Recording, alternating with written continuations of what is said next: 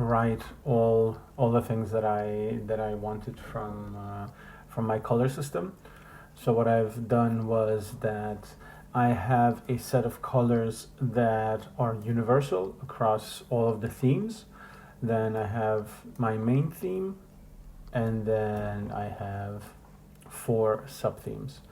Also, I've added the 2 different types of fonts that I want to add, and I fixed the height of my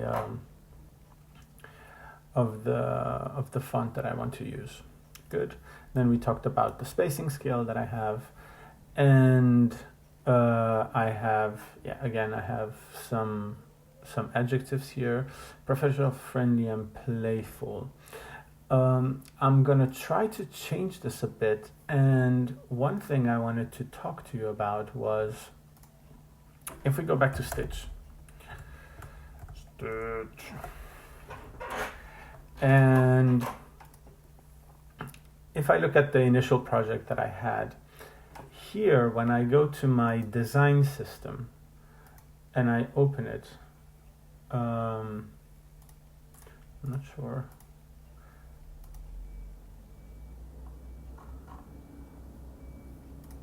Here we go. Not this, but design system. Yes. Here. And then we click on this design MD. What's really cool about this is that it gives you the text that was used to generate your website. So I think it could be quite interesting to sort of copy some of the structure of the text that Stitch has made in order to describe this website, and kind of implement it in our design as well, and see.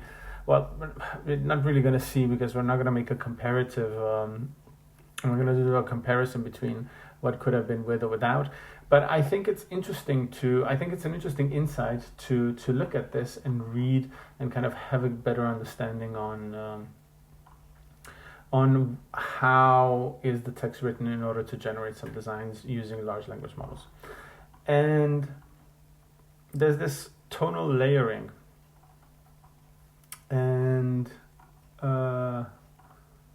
I wanted to look at perhaps some of these adjectives or some of these text sentences or paragraphs, and see if we can find something interesting to implement in our design. I was working, and you see you have a do's and don'ts, which I think it's interesting.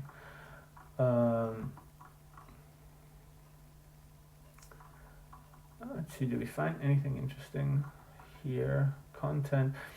So initially, when I was playing around, I've generated another design, and then when I found its design.md file, it was very, very descriptive, containing a lot of adjectives and a lot of vibe, essentially. So this allows the high energy fitness imagery to bleed through, keeping us immersed in the action of the page. Like this glass morphism and depth. Okay, that's ambient shadows. Okay, ghost border. Okay, let's see.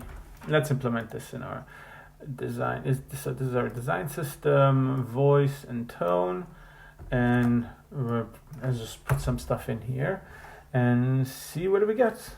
Voice and tone. Let's see if we have something else.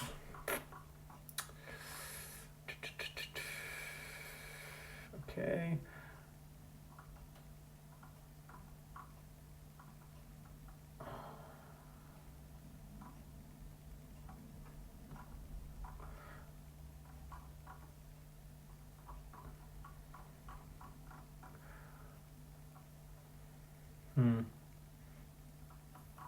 Okay, nothing that good. Yeah, here we break the template look through intentional asymmetry, oversized typography, and tonal layering. Elements should feel like this should be motion. Okay, let's see what comes out of this.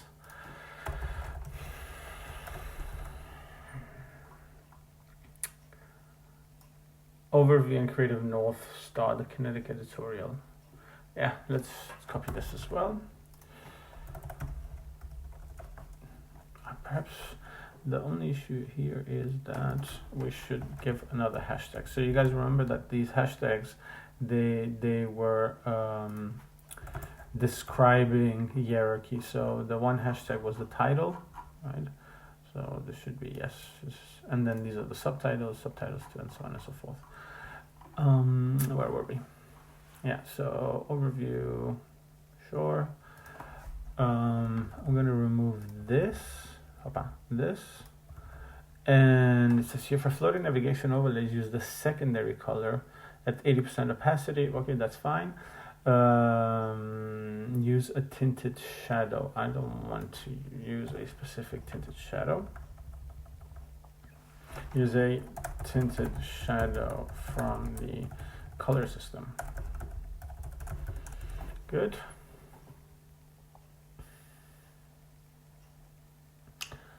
I don't have an outline variant, so the ghost border fallback. If a border is required for an input fields, okay, I'm not sure what's up with this. Good.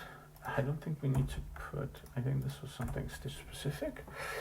We break the template through, it should feel like we're in motion, overlapping images contains, okay, I actually like the way this sounds. All right, so we have our design system ready.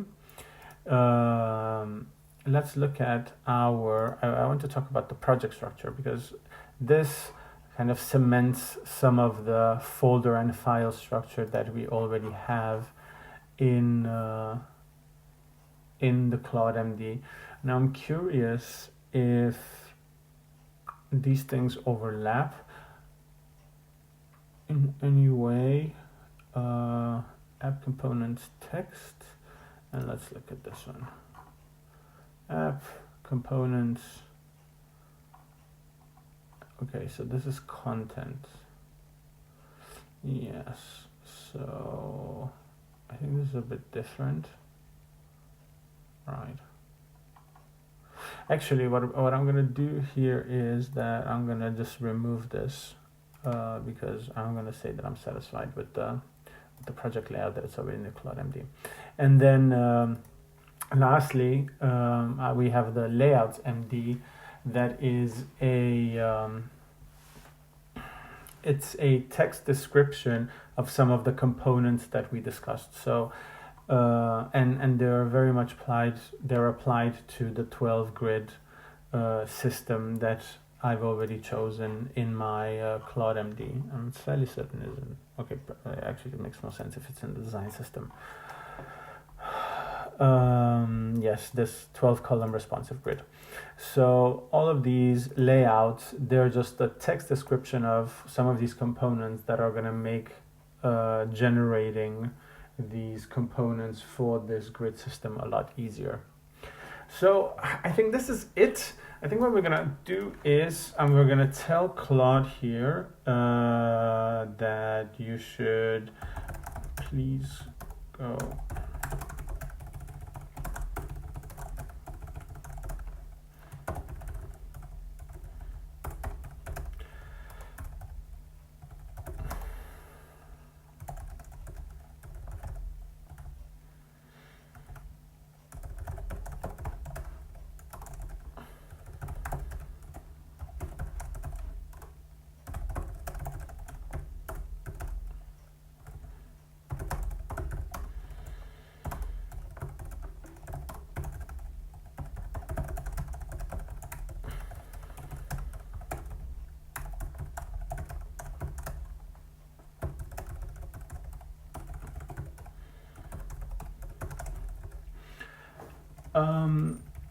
yes, perfect. The Cloud Code MD and the design file systems, we can see that the folders were created, and I was actually curious to see here that a bunch, sort of some of the things that the large language model prompted was that it swapped these fonts, and I asked it, okay, do I still need to download the font package and introduce it to the file structure? And then he said no, since Next.js uses Font Google to automatically download, optimize, and self-host the fonts. And this public fonts folder should be only if you want to download custom typefaces. So actually we're not really going to need this, and I'm very surprised because I always downloaded my fonts. But we're going to create here a new folder called images, and this is where we're going to store our images moving forward. So I think we should be pretty much ready to. Oh, one more thing we need to do is we need to actually install the i18n package, and this was for the internationalization. So the thing that is going to help us seamlessly move from a Danish translation to an English translation of our website. So the command for this is quite simple. It's called npm install next intl.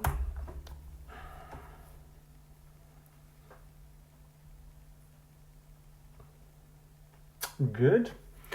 And let's create our first page and component. So in the homepage, I want a top nav bar, and a hero section, and I'm gonna take things very slow so I can introduce you this i18n package for you as well, so you can understand how it works. So we're gonna wait until the page and components are created. I'm gonna npm run dev. Good. Let's see what's at localhost 3000. Nothing as of yet.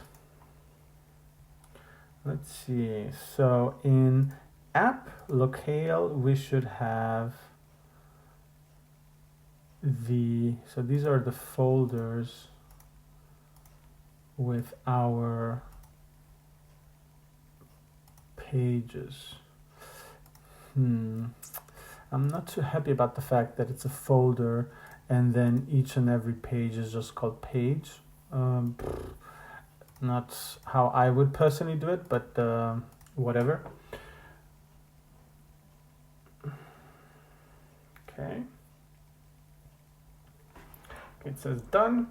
All right. And then you can see it's already borrowing some of that glass morphism and some of these other things that we saw and we introduced in the design system. So I think it was here, around here. This glass, what is it called? Glass morphism. Yeah, so, oops. So this glass morphism dot, there we go, and depth, yeah. All right, let's see how, we're just gonna refresh it. Okay, we don't see anything. Why don't we see anything? This should be working. Why don't we see anything? No, this is not versal dot. This is not what we're interested in. We're interested in this. Okay, interesting. So when I click, for lack of a better explanation, when I click localhost, I cannot see the changes you have made. I cannot see the hero section and top nav bar.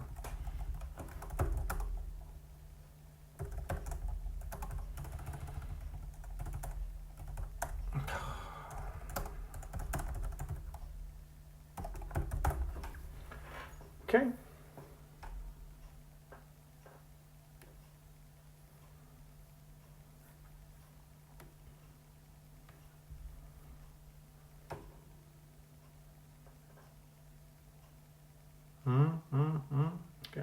Okay. Definitely did something.